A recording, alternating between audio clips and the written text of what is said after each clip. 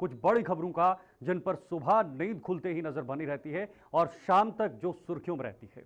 तो आज की पहली बड़ी खबर जिस पर आज नजर बनी रहेगी और जिसके बाद हम उसके बाद विस्तार से हम इस पर चर्चा भी करेंगे, लेकिन पहली बड़ी खबर जो आपके सामने है, ईरान इजराइल के बीच भयानक जंग लगातार जारी है और दोनों देशों की ये गर्माहट अब पूरे विश्व के अंदर इस वक्त सुर्खियों में नजर आ रही है और इसका प्रभाव भी पड़ते हुए नजर आ रहा है। अगली बड़ी खबर, कराची धमाके में कई लोगों की मौतें हुई हैं, इस पर भी विस्तार से आज चर्चा की जाएगी।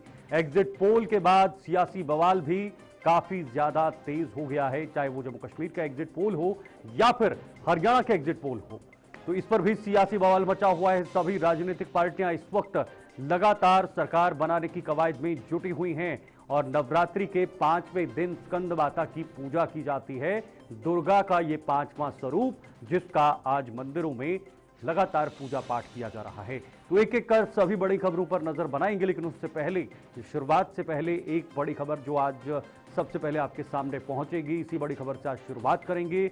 ईरान और इजराइल के बीच की तनातनी लगातार बनी हुई है, भीषण जंग जारी है। दोनों देश इस वक्त जंग जैसे हालात बने हुए हैं और इजराइल ने गाजा और साउथ लेबनान में हमले तेज कर दिए हैं। हमले में 19 फिलिस्तीनी मारे गए हैं, ये इस वक्त की ताजा अपडेट। हिजबुल्लाह ने इजराइल पर 120 रॉकेट दागे हैं और लगातार दोनों तरफ हमले नजर आ रहे हैं, चाहे वो ईरान हो या फिर इजराइल हो। ईरान ने कुछ दिन पहले एक बड़ा हमला इजराइल पे किया था, 182 जो मिसाइलें थी उसका अटैक इजराइल पे किया था और उसके बाद इजराइल ने कहा था कि इसका पूरा यहां से जवाब दिया जाएगा, इसका यहां से पलटवार किया जाएगा। और वही पलटवार अब इजराइल की तरफ से भी निकल कर आ रहा है। जो रिपोर्ट्स बता रही हैं, जो इंटरनेशनल रिपोर्ट्स बता रही हैं, वो कह रही हैं कि इजराइल अब लेबनान के अंदर घुस चुका है, यानी ईरान के आसपास के जो इलाके हैं वहां पर काफी हद तक अंदर आ चुका है, घुस चुका है और अंदर जाकर हमले कर रहा है। और लगातार जो ईरान के सैनिक हैं उन पर हमले किए जा रहे हैं।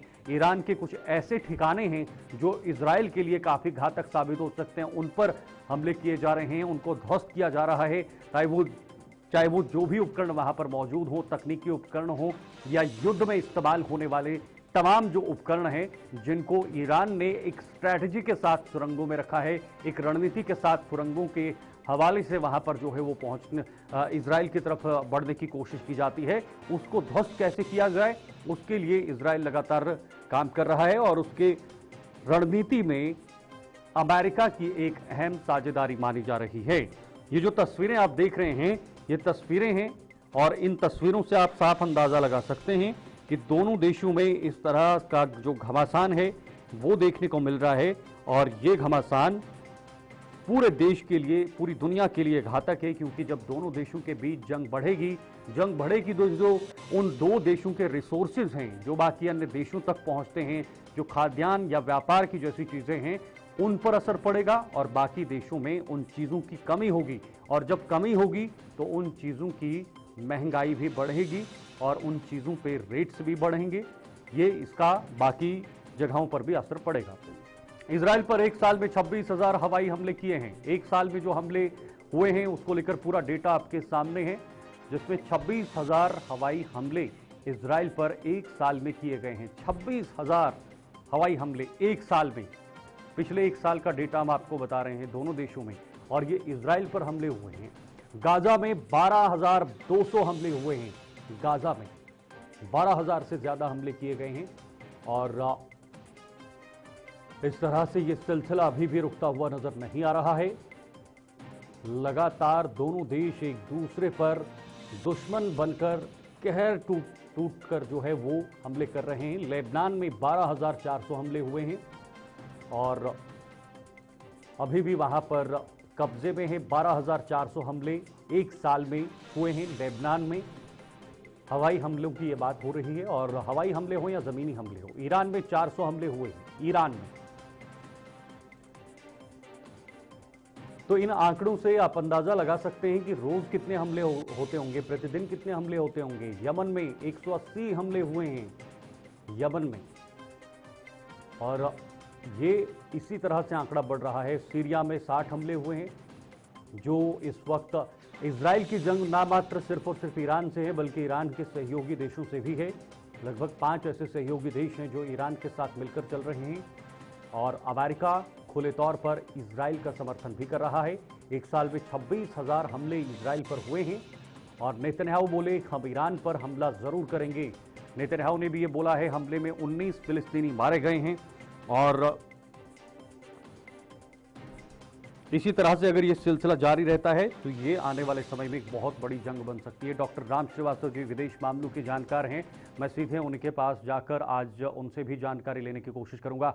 डॉक्टर राम श्रीवास्तव जी, बहुत बहुत स्वागत है आपका हमारे से जुड़ने के लिए फोन लाइन पर। धन्यवाद जी डॉक्टर राम, ये सिलसिला बढ़ रहा है और रोज कोई ना कोई बड़ी खबर निकलकर सामने आ रही है। इससे पहले हम दर्शकों को आंकड़ा बता रहे थे डॉक्टर राम श्रीवास्तव जी, उन आंकड़ों से साफ ये अंदाजा लगाया जा सकता है कि कितने हमले दोनों देशों ने एक दूसरे पर किए हुए हैं। एक हमले में अगर आप ये मानकर चलें कि 80 किलो TNT अगर विस्फोट किया गया है ऑन एन एवरेज, तो इतने हजारों की संख्या में जो विस्फोट हुए हैं, इनसे जो कार्बन डाइऑक्साइड निकली होगी, ऑर्गेनिक पदार्थ निकले होंगे, कार्बन के अनबर्न पार्टिकल्स निकले होंगे और जहाँ धमाका हुआ है वहां से जो मिट्टी उड़ी होगी, ये सब वायुमंडल में फैल गया होगा और इसके कारण जो है जो हमारा क्लाइमेटिक चेंज हो रहे हैं उसमें वो तेज रफ्तार मिलेगी। पिछले 3 साल से इस तरह के यूक्रेन और रूस के बीच में और 1 साल से यहाँ इजराइल और हमास के बीच में चल रहा है और अब जो है ये चरम सीमा पर पहुंच चुका है। इस समय जो है दुनिया के लोगों को ठहरना पड़ेगा, रुकना पड़ेगा। अगर विश्व क्रांति चाहते हैं, अगर मानवता का संहार ना हो तो वो चाहते हैं, तो जो हमारे मोदी जी का सूत्र है उस पर विचार करना पड़ेगा। युद्ध अंततः किसी समस्या का हल नहीं है। आप आतंकवाद को अगर इस तरह से खत्म करेंगे तो नए रूप में आतंकवाद पनप जाएगा।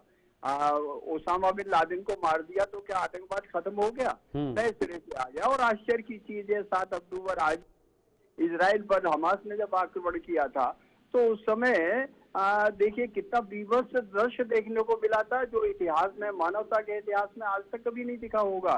उन आतंकवादियों ने इजरायली महिला जो गर्भवती थी उसके साथ दुष्कर्म किया और उसके प्राइवेट पार्ट में हाथ डालकर उसके गर्भ में पल रहे बच्चे को बाहर खींच के निकाला और उसका नग्न प्रदर्शन गाड़ी पर डालकर अपना आतंक फैलाने के लिए। इतना तो मोहम्मद गौरी या बाबर तक के जमाने में ये सब कुछ नहीं हुआ और आज हमारे देश के कुछ लोग उसको और उनके समर्थन में प्रदर्शन करते हुए कह रहे हैं कि वो जो है आतंकवादी नहीं है, वो तो स्वतंत्रता संग्राम सेनानी है। स्वतंत्रता संग्राम सेनानी का इस तरह का बीभत्स कार्य करते हैं, शर्म आना चाहिए उन लोगों के लिए। और निश्चित रूप से आतंक का दबाव होना चाहिए, खत्म होना चाहिए आतंक पूरी तरह से, लेकिन आतंक को खत्म करने के लिए युद्ध नहीं बुद्ध की आवश्यकता है।